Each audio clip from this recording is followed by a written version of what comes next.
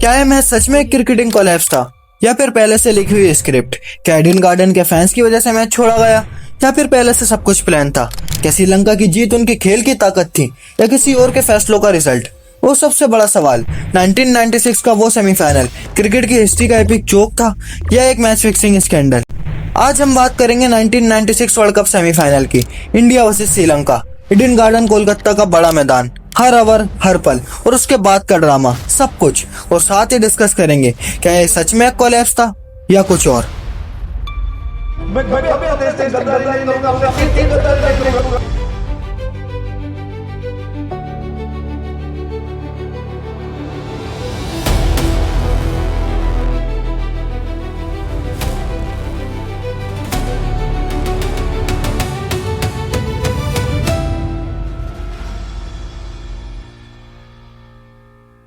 Quarter 1996 world cup Bharat, Pakistan और श्रीलंका ने मिलकर होस्ट किया था।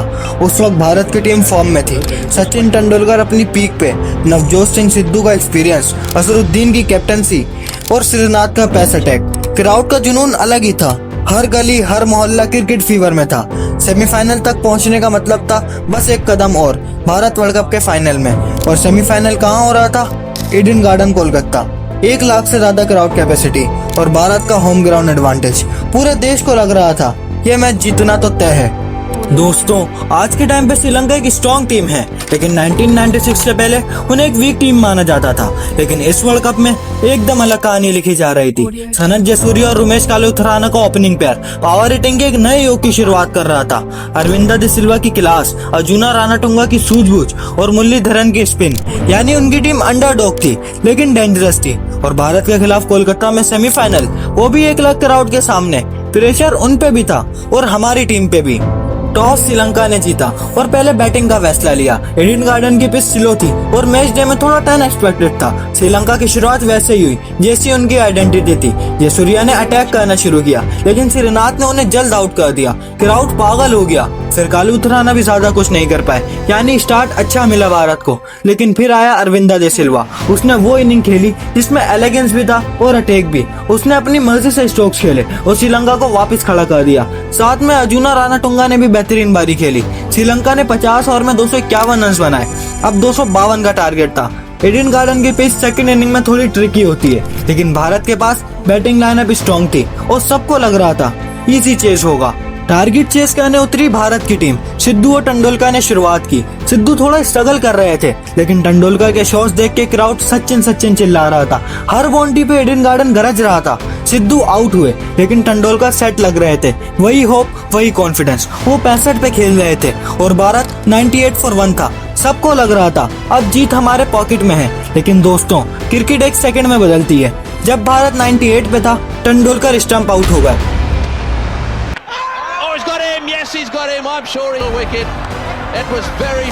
जयसूर्या की गेंद, कालुथराना की कीपिंग और क्राउड शॉक में। एकदम से साइलेंस। और जैसे ही तेंदुलकर गए, कोलैप्स शुरू हो गया। जैसे डोमिनोज गिरते हैं वैसे विकेट्स गिरती गईं। अजहरुद्दीन 0, जडेजा कुछ नहीं कर पाए, मंजेकर फ्लॉप। एक वक्त ऐसा आया कि स्कोर बोर्ड 120 फॉर 8। सोचो, जो मैच एक तरफ लग रहा था वो एकदम से हाथों से निकल गया। क्राउड गुस्सा होने लगा। पानी की बोतल्स, चप्पल और चीजें मैदान में फेंकना शुरू हो गए। ईडन गार्डन का माहौल खराब हो गया। प्लेयर्स खुद डरने लगे। जब सिचुएशन कंट्रोल से बाहर हो गई, पुलिस को स्टेडियम में उतरना पड़ा। मैच रेफरी ने डिसाइड किया कि मैच को रोकना होगा। श्रीलंका को विनर डिक्लेयर कर दिया गया और वो वर्ल्ड कप के फाइनल में चले गए। भारत के लिए ये शर्म का दिन था। 1 लाख से ज्यादा लोग, टीवी पे करोड़ व्यूअर्स और हमारी टीम कोलैप्स हो गई। ये था ईडन गार्डन का इंसिडेंट। अब यहाँ से शुरू होता है असली सवाल।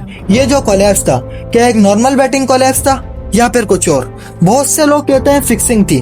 उस वक्त 90s का दौर था। मैच फिक्सिंग स्कैंडल खुल रहे थे।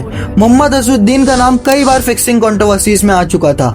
बाद में उन पे बैन भी लगा, तो लोगों को शक हुआ क्या सेमीफाइनल में भी कुछ सेटिंग थी। विनोद कांबले का रिएक्शन लोगों के दिमाग में अभी भी ताजा है। हो गया क्योंकि ये 96 का मैच मैं लाइफ में कभी नहीं भूल सकता हूं, क्योंकि वो कहते हैं मैं कुछ कह नहीं सकता, पर जो कुछ हुआ उसने मुझे अंदर से तोड़ दिया। जब पूरी टीम बैटिंग के लिए रेडी थी, लेकिन हमें फील्डिंग पर भेज दिया गया। पहले हैरान, जैसे मैं कहा कि पहले हैरान हो गया था कि हमने पहली फील्डिंग क्यों की। ये बात तो सबको झटका, क्योंकि सब जन अगर आप देखोगे तो बैट्समैन ऑलरेडी पैड अप थे, 2-3 बैट्समैन जो हमारे ओपनर्स थे हमारे ऑलरेडी पैड अप थे, और सडनली अंदर ऊपर वहाँ से बताया जाता है हमें कि हम फील्डिंग कर रहे थे। तो सब जो प्लेयर्स वहाँ पर थे सबको धक्का लगा है। और क्योंकि टॉस जीतने के बाद भी लगा जैसे हार तय हो गई हो। मैं क्रीज पर नॉट आउट था, पर फिर क्राउड का हंगामा हुआ, मैच रुक गया, लोग पत्थर फेंकने लगे और मैं आंखों में आंसुओं के साथ ग्राउंड से बाहर आ गया। लेकिन असली दर्द तो ये था कि हमें लगा कि हम बस एक बड़े खेल के मोहरे थे जिसका हिस्सा हम समझ नहीं पाए। लेकिन दूसरा एंगल ये सिर्फ प्रेशर था, ईडन गार्डन का क्राउड, वर्ल्ड कप सेमीफाइनल का स्टेज और श्रीलंका के स्पिनर्स का प्रेशर। मुरलीधरन और धर्मसेना ने टाइट बॉलिंग करी और जब एक के बाद एक विकेट गिरती हैं तो पूरा ड्रेसिंग रूम नर्वस हो जाता है। हो सकता है कि ये नेचुरल कोलैप्स था। सचिन तेंदुलकर के आउट होते ही बैटिंग लाइनअप मेंटली टूट गई, कोई भी विकेट पर टिक नहीं पाया। तो कई एक्सपर्ट कहते हैं फिक्सिंग के बजाय ये एक इपिक चोक था, यानी प्रेशर में हिल जाना। दोस्तों, क्रिकेट भारत में सिर्फ एक खेल नहीं, एक भावना है, और जब ऐसी हार होती है तो लोगों के दिल टूट जाते हैं। ईडन गार्डन में जो हुआ, क्राउड का गुस्सा, स्टेडियम का ड्रामा, वो सब इस बात का प्रूफ है कि लोग एक्सपेक्ट कर रहे थे भारत जीतेगा, लेकिन हार ने उन्हें तोड़ दिया। और जब फिक्सिंग के र्यूमर चले तो और दुख हुआ।